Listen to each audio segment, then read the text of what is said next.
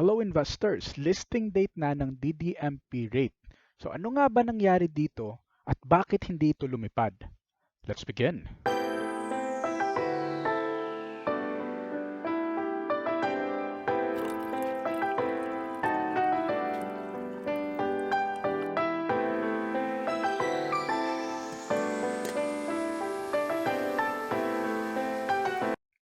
So this is what happened to DDMPR today. It started out at 2.26 kaya siya naging pula and it went as high as 2.4 per share on its opening hour pero bumaba rin sa 2.25 closing hour. So punta tayo sa 1 day na movement nito. So as you can see, early in the day, umakyat siya ng todo kasi merong mga nag-pump, merong mga willing bumili at these prices. And then, the rest of the day, bumaba na lang ng bumaba yung price per share nito. And at the same time, bumababa rin yung volume. So, walang willing na buyers at a very high price. And we will explain later kung bakit ganon. So, as you can see, yung pattern nito is, it is going back to the IPO price. Now, let's talk about kung bakit ganun yung price action niya. To begin, I'm sure marami na yung nag-discuss nito.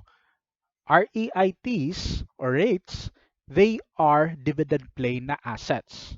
Meaning na yung pumapasok dito, they want a long position. They want to buy this stock tapos kumuha ng dividends every quarter. And because na malaki yung part ng income ng company na pumapasok sa dividends, malaki rin yung kukunin ng nagho-hold nito. You could think of it this way.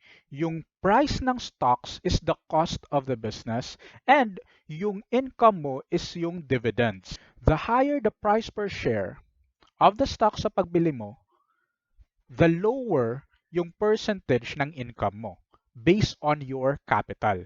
So, yung mga gustong bumili nito, they want to buy at a low price.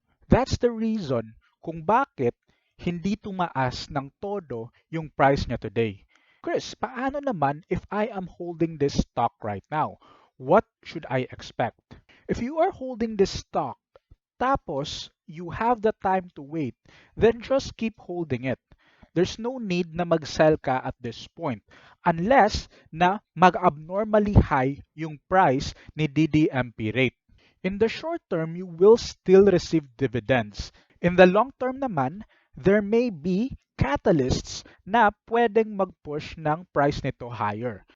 Base natin dun sa nangyari sa AREIT, yung rate ng Ayala. So just like with AREIT, pwede na mag-trade sideways yung stock na to for 3 to 6 months or kahit na 1 year or more.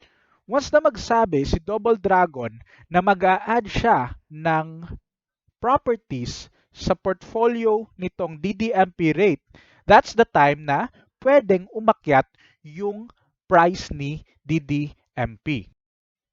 Of course, there is the possibility na aakyat without reason yung price ni DDMP rate. We know that it happens in the PSE.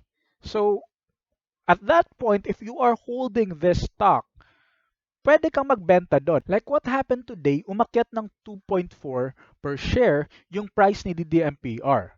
So if para sa iyo, good na price yon yung around 6% or equal sa 1 year na dividends yung makukuha mo, pwede ka na magbenta. That's based on kung ano yung expectations mo sa stocks na to. Pwede rin na i-hold mo.